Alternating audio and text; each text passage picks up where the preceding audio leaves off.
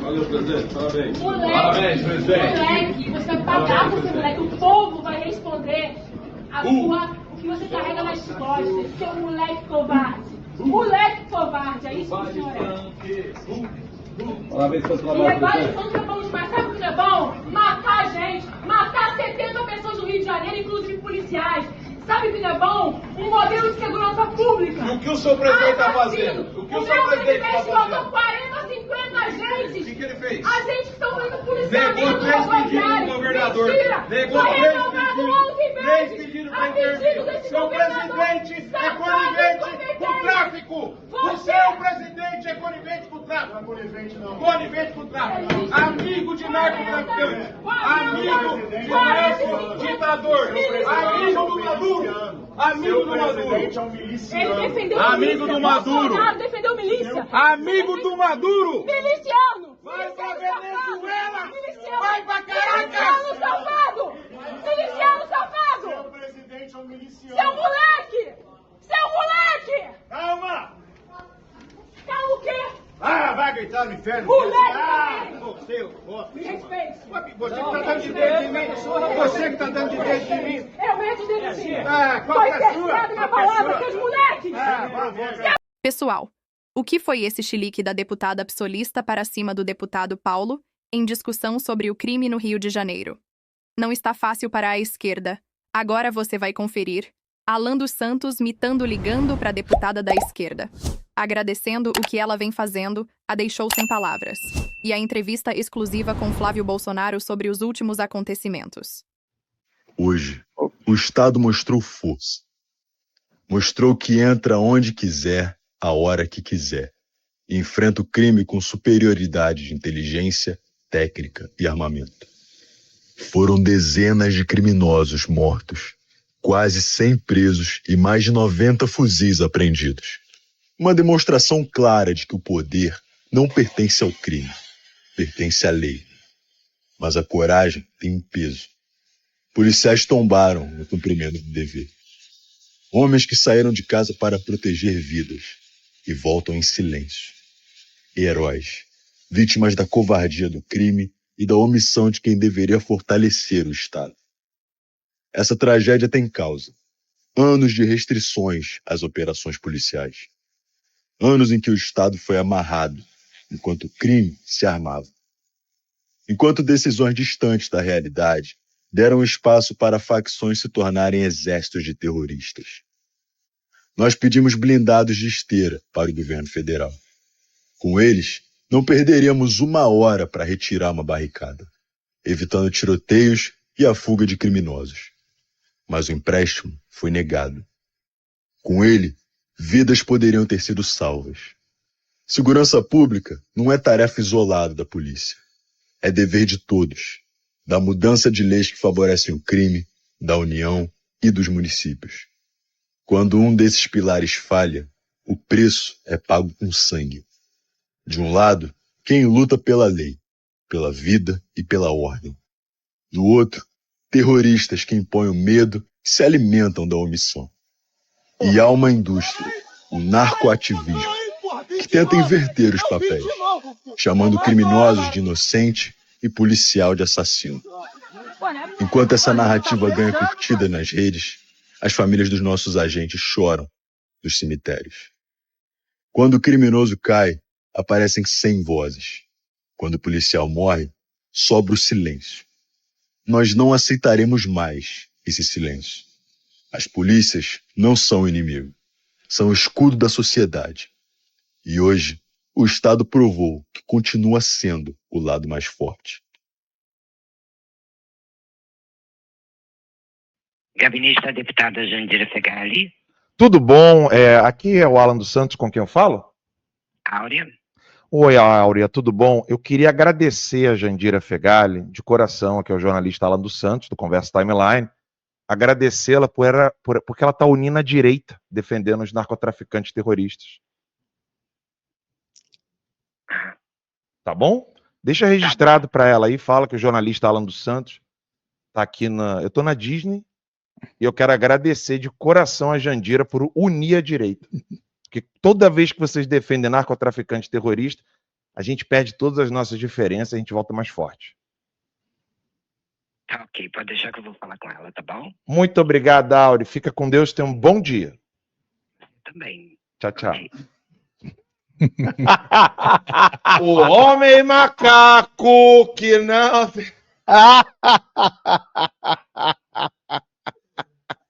Esquerda burra pra caralho! Segundo ponto que eu queria trazer para vocês. Várias táticas novas estão sendo utilizadas pelo narcotráfico. Uma delas, um policial civil acabou de mandar aqui para mim. Alan, nós não temos quem noticie isso. Eu estou te implorando. Fale isso na timeline porque vocês são líder de audiência. Ele falou, os moradores, com muitas aspas, estão tirando a roupa dos narcotraficantes mortos para deixá-los de cueca e em posição diferente da morte, para que a perícia já seja adulterada Já era, e para a utilização midiática. Vai dizer para mim que o analfabeto traficante teve essa ideia? Isso é Hamas e Hezbollah, isso é tática, utilizada em Gaza, utilizado no Irã, para poder fazer manipulação midiática. Vocês estão entendendo que o narcotráfico no Rio de Janeiro, ele está utilizando táticas de grupos terroristas, exatamente porque eles estão linkados a grupos terroristas? Em poucos segundos nós teremos aqui o senador Flávio Bolsonaro conosco. Eu quero dizer o seguinte, o Rio de Janeiro entregou um relatório ao consulado americano, com todas as letras, afirmando que o Comando Vermelho atua em outros países, inclusive nos Estados Unidos. E isso mostrando que esses grupos terroristas não são só grupos terroristas. Não são só narcotraficantes, eles são terroristas.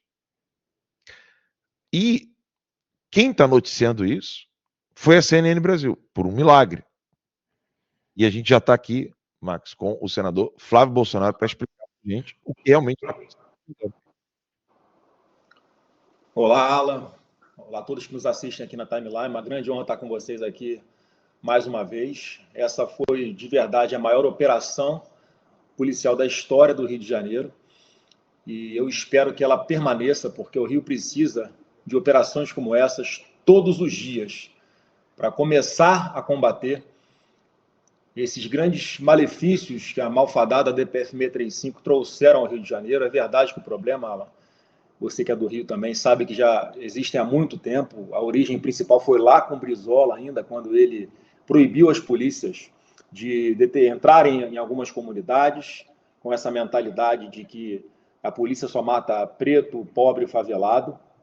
E desde então começaram a criar essas ilhas de exclusão, que hoje no Rio elas se expandiram a tal ponto que eu acredito que a própria população de bem é que viva em ilhas de exclusão hoje em dia, presos dentro de casa, com grades, com segurança, com alarme, com veículos blindados. E a gente tem que dar os parabéns aos nossos policiais pelo brilhante trabalho que fizeram. Não é qualquer um que tem a capacidade, a técnica e a coragem para enfrentar o que eles enfrentaram. Vocês estão vendo a quantidade de fuzis que foi apreendido em um único dia. São mais de 100 fuzis, Alan, apreendidos num único dia, em um único local. Segundo o levantamento, se não me engano, é da UF, há uma estimativa de que cerca de 4 milhões de fluminenses ou cariocas vivam em áreas dominadas por traficantes ou milicianos.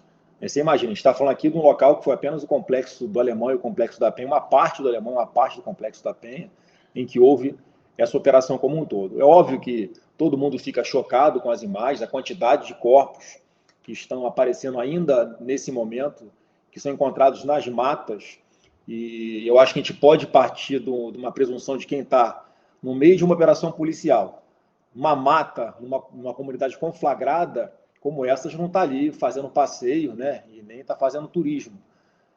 Daí a gente entende qual é a dificuldade que os nossos policiais encontram para fazer esse tipo de operação, entrar nesses locais.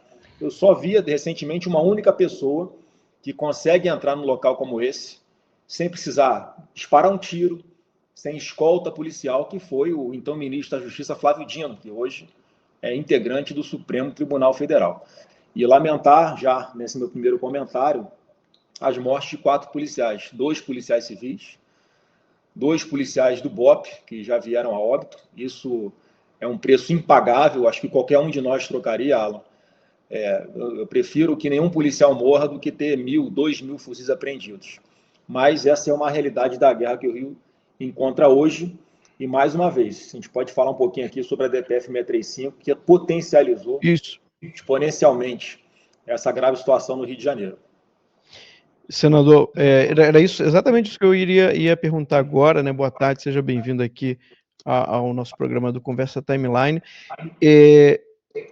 A gente vê que piorou a situação no Rio de Janeiro depois da DPF. Vários especialistas de segurança pública têm falado sobre isso, queria ouvir o senhor sobre isso, né? E o que parece é que essa DPF vai continuar agora, está nas mãos do Alexandre de Moraes, a relatoria, e me parece que a imprensa e parte da classe política não gostou de ver uma operação dessa da polícia no Rio de Janeiro, combatendo os criminosos, né? Pela primeira vez a gente tem, né, os criminosos realmente sofrendo a força do Estado, como deve ser, porque é importante o pessoal lembrar, eles estão na favela para se proteger, para fazer aquelas pessoas de refém. É uma estratégia terrorista, inclusive, né, de grupos terroristas, por isso que eu chamo eles de narcoterroristas. Eles estão lá exatamente para fazer a população de refém, para fazer a população de escudo e poder, né, se utilizar dessas narrativas contra a própria força policial. É o que se faz em Gaza também, senador. Você tem razão, é muito similar o modus operandi. Eles lançam mão de escolas para fazer como depósito de drogas, para esconder fuzis, unidades de saúde que estão nessas comunidades para o mesmo fim, porque aí criam essa narrativa de quando a polícia vai, como foi nessa situação, para cumprir diversos mandados de prisão, diversos mandados de busca e apreensão, com acompanhamento do Ministério Público, e ainda assim querem criar essa narrativa. Daqui a pouco estão chamando de genocídio.